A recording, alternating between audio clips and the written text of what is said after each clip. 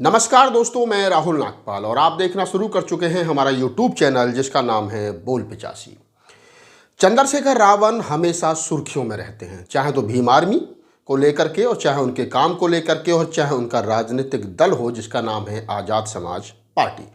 चंद्रशेखर यूँ तो पहले भी कई चुनाव, एक दो चुनाव लड़ चुके हैं, विधानसभा और अन्य चुनाव, लेकिन इस बार का जो चुनाव है, इस बार के जो चुनाव जहां से वो लड़ रहे हैं उस चुनाव पर पूरे देश के एक्टिविस्टों की नज़र बनी हुई है।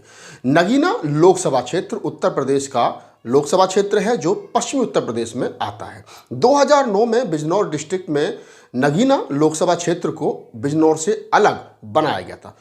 दलित समाज के लिए, अनुसूचित जाति अनुसूचित जनजाति के लिए सुरक्षित ये सीट 2009 में वजूद में आई थी। 2009 में यहाँ पर समाजवादी पार्टी के प्रत्याशी चुनाव जीते थे। 2014 में बीजेपी और 2019 में सपा, बसपा, कांग्रेस गठबंधन के गिरीश चंद्र जाटव ने यहां से जीत दर्ज कराई थी।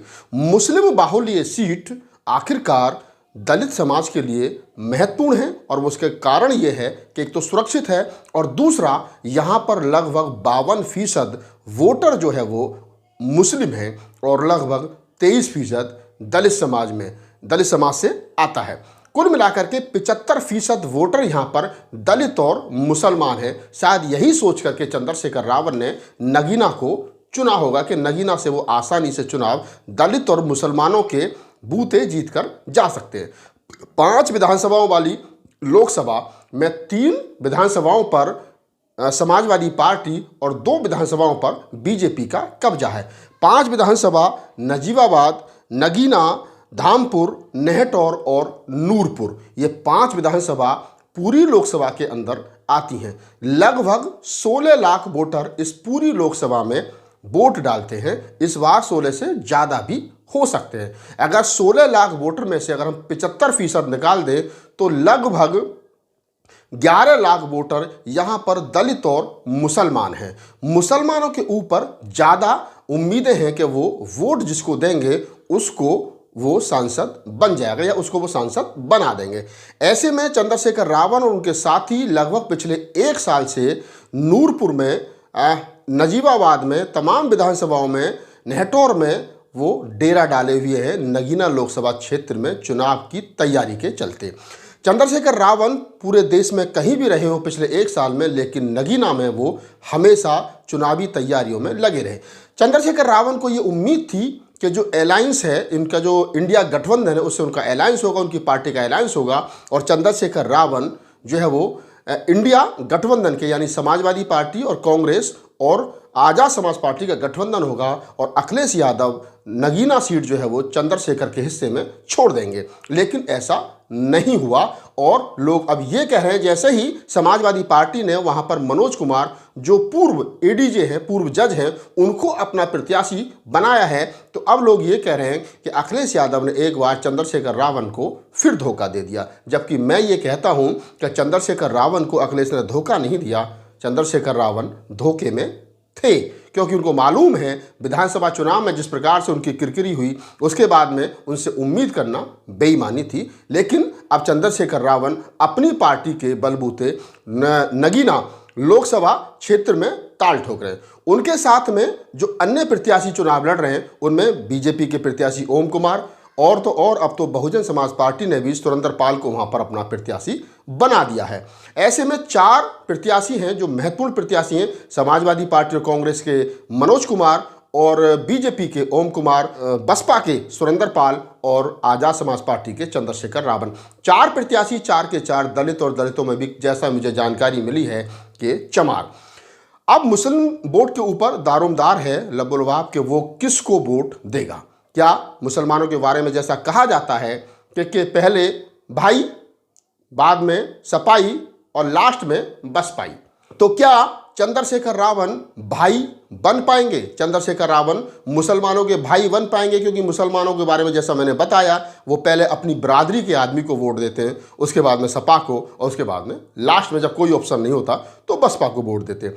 ये तो तय है कि बसपा यहाँ फाइट में नहीं है और फाइट जो है वो चंद्रशेखर रावण और समाजवादी पार्टी और कांग्रेस के जो संयुक्त प्रत्याशी हैं मनोज कुमार और बीजेपी के बीच दिख रही है। बीजेपी के बीच इसलिए क्योंकि जो बैकवर्ड वोट है और जो सवर्ण वोट है वो एक मुश्त जो है वो बीजेपी के प्रत्याशी को मिलेगा। 4-4.5 लाख जो 16 लाख में से वोटर बचता है, 5 लाख के आसपास जो वोटर बचता है, अगर 70% भी पोल होता है तो लगभग 7-3.5 लाख और प्लस जो दलित समाज में चमारों के अलावा जो दूसरी शेड्यूल कास्ट की जातियां हैं वो भी बीजेपी के साथ जाति दिख रही हैं, चाहे वो खटीक है, चाहे वो पासी है, चाहे वो वाल्मीकि है, चाहे वो कोली है, अन्य जितनी जातियां चमार जाटव के अलावा हैं वो भी बीजेपी के साथ जाति दिख रही हैं। तो 4 लाख वोटों के आसपास यहाँ बीजेपी फाइट में है। लेकिन बाकी की जो वोट है, क्या मुसलमान जो यहाँ लगभग 8 लाख वोटर हैं, लगभग 8-8.5 के आसपास वोटर, वो किसको वोट देगा? अगर चमारों का वोट मैं मान लूं कि जो लगभग 2 लाख वोट चमारों का, जाटवों का यहाँ 2-2.5 लाख वोटर है, अगर वो एक तरीके से कहा जाए कि आधा आधा भी हो गया, चंद्रशेखर को आधा और आधा बहुजन समाज पार्टी के सुरेंद्रपाल को मिल जाता है, तो लगभग 1-1.25 लाख वोट जो है वो जाटव चमारों का जो यूथ का वोट है वो चंद्रशेखर रावण को 1.5 लाख वोट तक मिलने की संभावना बन रही है। उधर दूसरी तरफ जो मुस्लिम वोट है वो सपा, बसपा और चंद्रशेखर रावण, तो ये तो तय है कि मुस्लिम वोट जो है वो अब बसपा के साथ नहीं जाएगा किसी भी हाल में, वो जाएगा या तो मनोज कुमार के साथ में और या फिर चंद्रशेखर रावण के साथ में।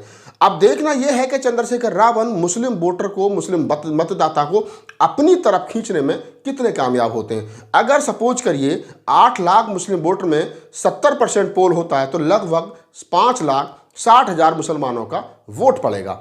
उसमें 1.25 लाख 1.5 लाख वोट के साथ में चंद्रशेखर रावण के साथ यह एक प्लस पॉइंट यह है कि और प्रत्याशियों के अलावा कि यहाँ पर बसपा और चंद्रशेखर रावण 1 लाख से स्टार्ट करेंगे, क्योंकि जाटव वोट जो है वो किसी भी हाल में बीजेपी को नहीं जाएगा, वो इन्हीं 3 प्रत्याशियों में बटेगा। और 3 में खासतौर से चंद्रशेखर रावण, मनोज कुमार को भी जा सकता है थोड़ा बहुत, और बहुजन समाज पार्टी को। तो 1-1.25 लाख वोट से यहाँ पर जो है वो चंद्रशेखर रावण की काउंटिंग शुरू होगी। अगर मुस्लिम मतदाता जो है 5,60,000 अगर यहाँ वोट पड़ता है, उसमें से 3 लाख वोट या 4 लाख वोट, 3.5-4 लाख वोट अगर चंद्रशेखर रावण अपने साथ शिफ्ट करने में सफल हो जाते हैं तो वो 4.5-5 लाख वोट के पास पहुंच जाएंगे, तो वो बीजेपी के प्रत्याशी से फाइट करने की स्थिति में पहुंच जाएंगे। और अगर चंद्रशेखर रावण मुस्लिम वोट अपने साथ जोड़ने में कामयाब नहीं होते हैं और ये मुस्लिम वोट जो है कहीं ना कहीं मनोज कुमार, समाजवादी पार्टी और कांग्रेस के प्रत्याशी को चला जाता है,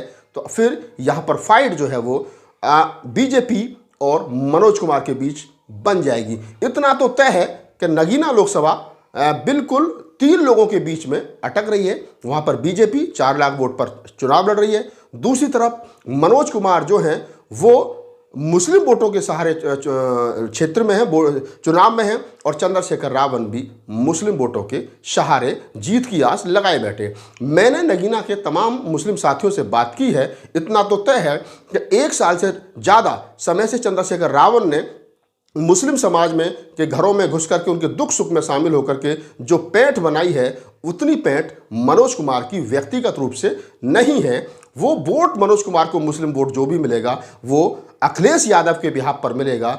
मनोज कुमार का अपना वोट वहाँ पर फेस वैल्यू का वोट नहीं है। लेकिन ये एक बात और मैं यहाँ बता दूं कि चंद्रशेखर रावण को जो वोट मिलेगा वो उनकी खुद की मेहनत का होगा और उनकी अपनी खुद की पहचान का वोट मिलेगा। तो यहाँ पर यह तय है कि चंद्रशेखर रावण अगर 2024 में चुनाव जीत करके लोकसभा पहुँचते हैं तो बहुजन समाज को एक नया नेता मिल जाएगा, खासतौर से दलित चमारों को एक नया नेता, लड़ाका नेता मिल जाएगा। और दूसरी तरफ चंद्रशेखर रावण की राजनीति जो है वो यहाँ से शुरू हो जाएगी, राजनीतिक पारी यहाँ से शुरू हो जाएगी। लेकिन ज़रूरत है चंद्रशेखर रावण और उनकी पार्टी को मुसलमान वोटों को साधने की। अगर 50% मुस्लिम वोट चंद्रशेखर रावण को मिल जाता है तो चंद्रशेखर रावण लोकसभा में पहुंच जाएंगे, और अगर ऐसा नहीं होता है तो फिर इस सबके झगड़े में कहीं ना कहीं बीजेपी यहाँ से सीट निकालने में कामयाब रहेगी। इस पूरी बातचीत के बारे में आपकी क्या प्रतिक्रिया है, आप कमेंट सेक्शन में बताइए। धन्यवाद।